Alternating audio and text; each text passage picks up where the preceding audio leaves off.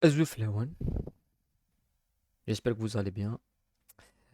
Très content de vous retrouver pour un nouveau débrief et une victoire qui était pas attendue, il faut le reconnaître.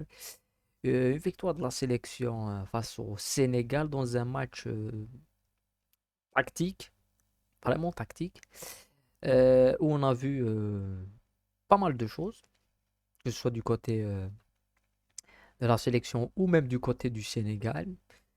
Euh, Ça reste un match amical, hein. On va pas prendre tout ce qui s'est passé un petit peu dans ce match comme étant une référence, mais on, on doit constater qu'il y a des choses qui se sont très bien passées pour pour l'Algérie et pas pour le Sénégal.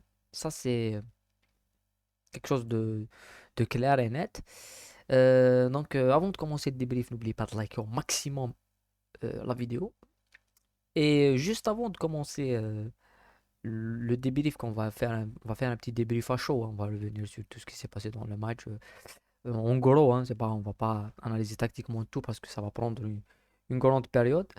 La première chose que je voulais dire, j'ai reçu un commentaire, c'est très très rare que je le reçois parce que ça fait quand même plus de 5 ans qu'on débriefe aussi les matchs de l'équipe nationale, soit en Coupe d'Afrique, les matchs amicaux. On était là un soir d'élimination face au Cameroun où je pense que c'était l'un des pires débriefs de toute ma vie, les pires vidéos de toute ma vie que j'ai faites. Euh, Bien pire que le 8-2 du Barça, hein, pour les fans du Barça. Mais il y a des gens qui pensent qu'on n'a pas le droit de critiquer le sélectionneur, hein. C'est leur droit de penser ça, mais c'est pas vrai, hein. On a le droit de critiquer qui on veut. Et il y a des gens qui pensent que la sélection leur appartient à eux et n'appartient pas aux autres. Ça aussi, c'est faux. On va parler de l'Algérie jusqu'à ce qu'on ne veut pas parler de l'Algérie, hein. C'est nous qui décidons, hein. Et Belmadi, jusqu'à preuve du contraire, il vient de gagner un match amical. Donc, il y a des gens, j'ai entendu des commentaires, j'ai lu certains commentaires, pas sur la page, mais sur d'autres pages, sur d'autres médias, avec d'autres personnes aussi, parce qu'il y a des fans de Belmadi, hein, faut le dire, hein. Nous, on le voit comme sélectionneur, on le soutient comme sélectionneur, là, ça s'arrête là, hein. Mais des gens qui te disent, ouais, il a gagné face au Sénégal, aujourd'hui il a gagné, les critiques sont finies. Non, on a dit avant le match, on a dit, moi j'ai fait une vidéo, c'est la vidéo d'hier, hein, elle est claire, elle est nette, elle est précise. Belmadi, il est contre le mur, parce que je pense que les critiques après l'échec de la Coupe d'Afrique, après l'élimination et la non-qualification Coupe du Monde, il est contre le mur, hein, ça c'est clair. Et au-delà de ça, on attendait une réaction et je m'attendais à ce que Belmadi fasse quelque chose. C'était le match où il doit faire quelque chose. Mais dans la même vidéo, dans la même analyse, si on connaît l'équipe nationale, on sait que face au Sénégal, ils feront un match, un très bon match. Pourquoi? Parce que l'Algérie et Belmadi, c'est un entraîneur de réaction. On le sait depuis la Coupe d'Afrique 2019. C'est un entraîneur qui aime bien être en réaction et jouer en transition rapide et jouer en contre-attaque. Donc ce soir, il a joué euh, face à une équipe qui lui a donné tout ça et il en a profité. Moi, je pense que c'est pas une surprise de le voir réussir ça. Voilà, ça c'est pas une surprise. Donc ça, c'est la première chose. Et donc, moi, j'attendais de voir l'équipe nationale face à une équipe, comment dirais-je, beaucoup plus, on va dire beaucoup plus défensive. Une équipe qui joue bloc bas, c'est là où sont réellement les limites de Belmadi et les limites de l'équipe nationale depuis quelques temps, hein. On l'a vu au Coupe d'Afrique et tout.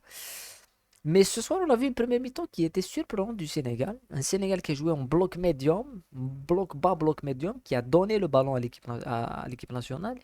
Et on n'a rien vu de la part de la sélection. Moi, je me suis dit, quand j'ai vu la première mi-temps, je me suis dit, euh, pour une fois, Aliou Cissé, euh, il a réussi quand même à s'adapter tactiquement, où il joue défense, où il sait que les faiblesses de la sélection et Belmadi, c'est justement ce bloc bas, donc il va s'adapter, il joue bloc bas, il tue un petit peu les clés du jeu de l'équipe nationale qui sont les latéraux et les ailiers, il joue une mi-temps en bloc bas, et il fait des transitions rapides, il a eu les meilleures situations. On a eu quand même deux arrêts fondamentaux de Mondria qui sont assez impressionnants. Mais on a eu une première mi-temps très très tactique. En deuxième mi-temps, dès l'entame de la deuxième mi-temps, on a la même physionomie, mais il y a ce but qui vient de l'équipe nationale qui fait quand même basculer le match. C'est-à-dire que là, on revient à quelque chose de plus initial, qui est que cette équipe on va dire, du Sénégal est obligée de sortir, est obligée de jouer bloc haut, est obligée de proposer du jeu.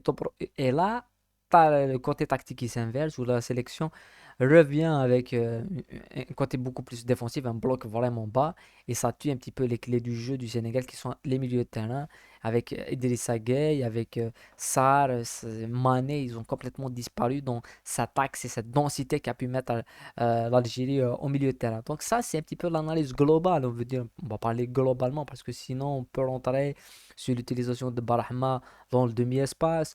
On peut parler de tout ça. Mais le match a encore une nouvelle fois échappé à Aliou Cissé. Belmadi qui quand même démontre une nouvelle fois que aux équipes, face aux grosses équipes qui proposent du football, il est beaucoup plus à l'aise que face aux petites équipes qui jouent bloc bas. Ça, c'est un fait et ce soir, on l'a encore confirmé. Euh, Si on peut rajouter des choses, on peut parler des tops et des flops du match.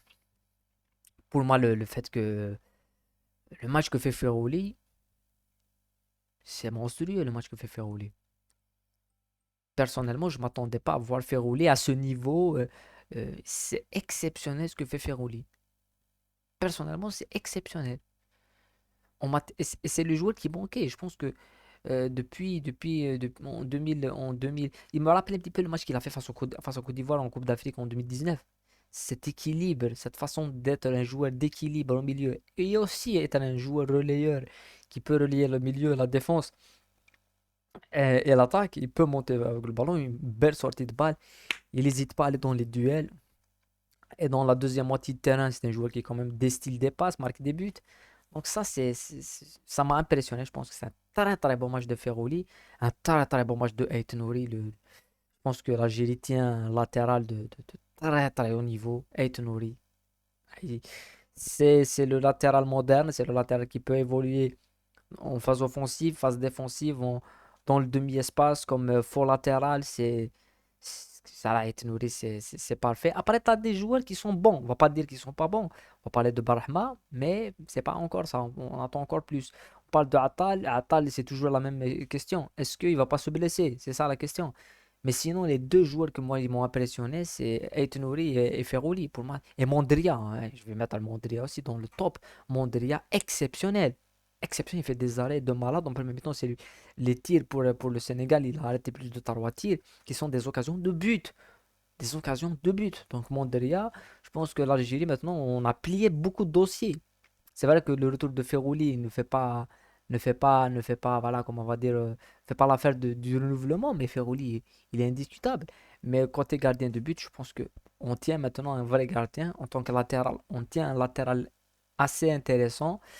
Après, pour l'attaque, je pense que faire jouer 15 minutes à Mora et laisser Bounjah jouer 75 minutes, c'est pas normal. Bounjah, il a rien fait du match.